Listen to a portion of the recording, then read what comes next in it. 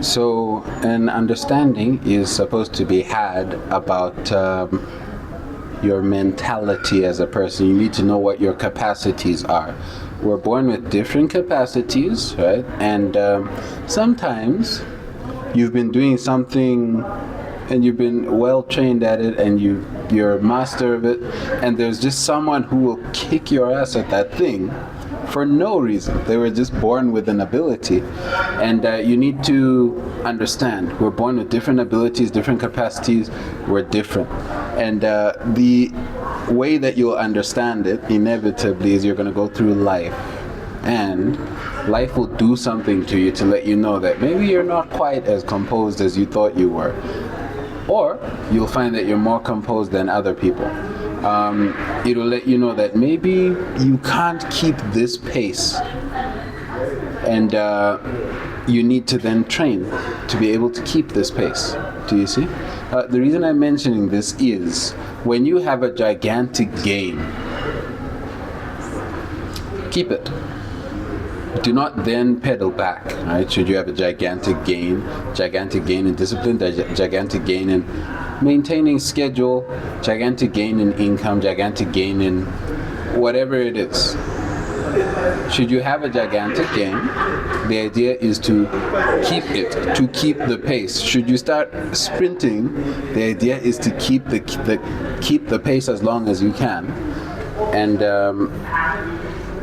should you be able to master keeping the pace, you'll be at a level of power within that realm. If you can just sprint and sprint and sprint and sprint and sprint, it's power.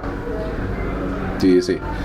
But the making of power is not usually understood by people. It's not usually understood, the anatomy of it.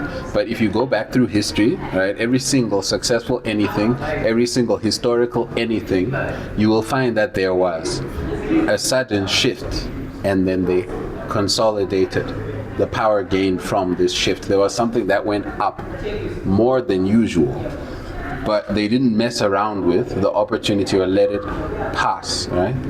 They didn't mess around with the new capacity or let it pass. They kept all gains, and then by keeping this elevated level, it then becomes power. That's the anatomy of it. Power is affluence consolidated.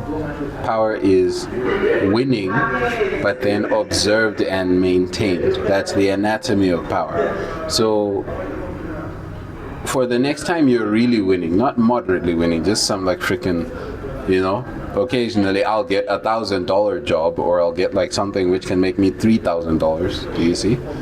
And the idea is then consolidate that customer, treat them super good, right? And make sure that they don't disappear.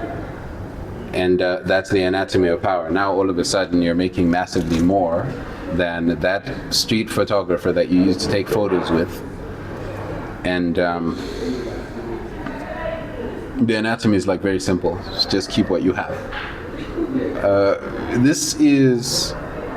It's difficult for people in this way, and the reason why a lot of people are not in a state of power is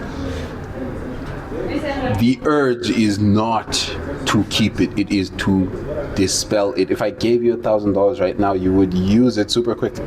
That's the normal urge.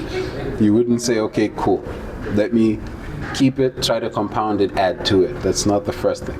So I'm just letting you in on the anatomy of consolidation of gains, the anatomy of power, and what the nature of it is. It's a luck, but capitalizing on the luck and keeping what you got. And that's the entire anatomy.